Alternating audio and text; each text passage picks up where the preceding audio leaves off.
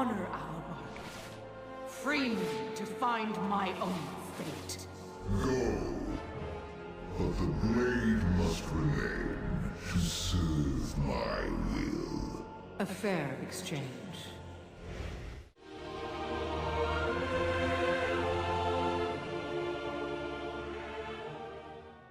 Greetings and citations, everyone. Nya'lotha. A wonderful and long-running and speculation point on this channel for many, many years now, since we first started. And always, it's speculation on whether he's truly dead or not. But now we've got even more evidence that he is alive. Or somewhat alive. You know, old gods. I believe this is our fourth video on his probable return. Look, I'm a man of time and history, not a man of memory. Anyways, so, Nya'lotha and the Old Gods. Well, as always, I love recapping and talking on these eldritch horrors known as the Old Gods, so let's just get right into that, and quickly done and over with. I promise it won't be long. Probably. Also, there is some new juicy stuff in there too, thanks to the new lore we got from Lorca Cho on the event of Xal'atath's own imprisonment, so, you know, don't skip over that, please. Nya'lotha and the Old Gods were ancient horrors sent by the Void Lords to help corrupt the planet of Azeroth, that they just so happened to land on when tossed throughout the Great Dark Beyond, and thus the Black Empire was forged, with these four Old Gods, to our knowledge, to lord over it. Yogg-saron was one of their strongest and most powerful of the Old Gods, eventually being struck down by Aman'Thul's very hands because of this, leaving nothing but his heart and his echo babies, the Shah, afterwards. Also, the place where Yogg-saron was torn from would one day become known as both the Well of Eternity and eventually the Maelstrom.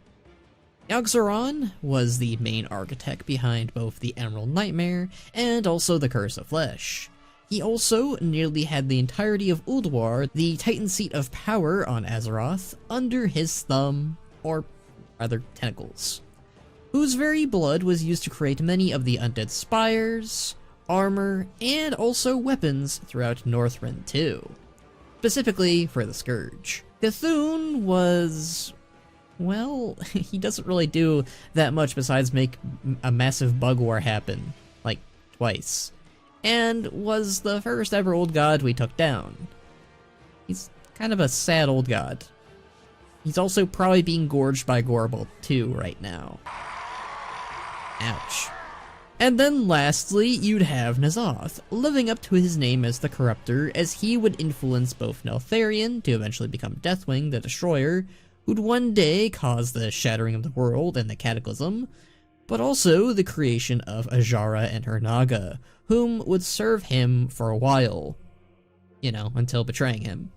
He even took over Yogg-saron's pet project of the Emerald Nightmare for himself when Yogg-saron was defeated.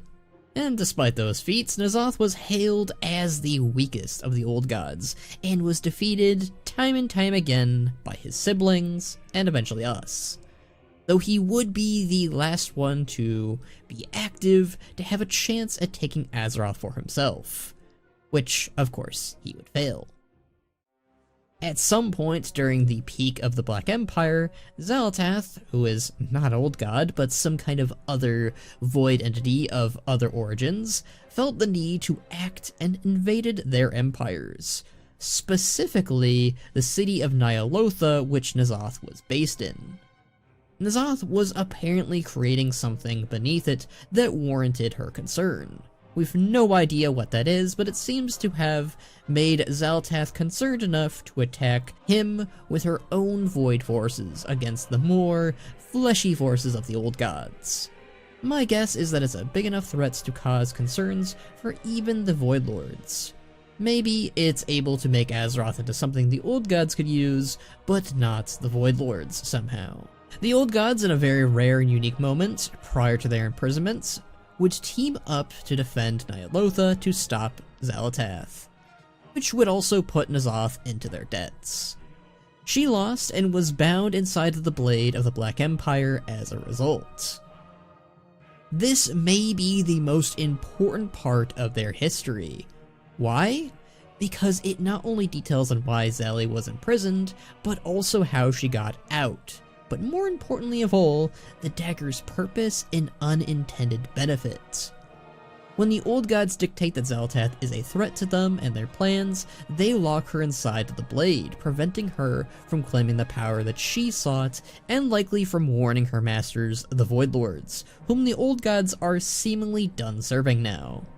To forever make her into an observer and watch as others rise in power instead of her. This means the dagger itself, while is a prison, is eternal in a way. Whether it can be destroyed has remained yet to be seen. Yet.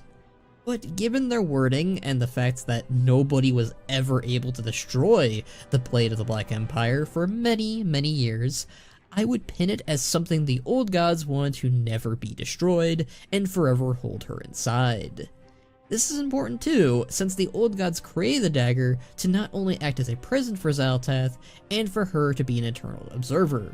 This means that the dagger's function was to never kill or weaken an old god, as we were told. It would make no sense for them to make the traitor into something that could hurt or kill them. Meeting that stunt within the distant future when Rathian wounds Nya'lotha with the blade clearly was something else. Likely it was Nya'lotha playing along and making it look like it wounded him maybe. Also of note, Xal'atath makes a deal with Nya'lotha after she's sealed into the blade, a secret to his brothers too, vowing that he needs to only seize the moment if his brothers didn't stand in the way, making Nya'lotha her technical first, I want to say victim, if we want to call it that, of her promising him grandeur and power for something else.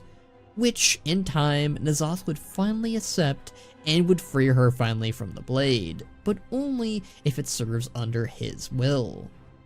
This also makes sense as to why she seemed to have always liked Nya'lotha more than the others, probably because he was the only one in her theoretical pocket. This has always been so important to me and to others. Now we know that the deal that they were making was something from ages past, but also that everything lines up perfectly with what the deal she and Nya'lotha made would result in. It would result in her freedom, but also Nya'lotha planning ahead. Nya'lotha knew that Ajar was planning to team up with Sylvanas to use this very dagger to kill him, which she never even got the chance to use on him, because of us. Seemingly, something that the Naga may have discovered or were told by Xal'atath, or something else. It's hard to figure out on what made them believe that the dagger could do this, but now it makes even less sense for the dagger's function to be able to weaken or kill an old god. It wasn't made to do that by any of them, clearly.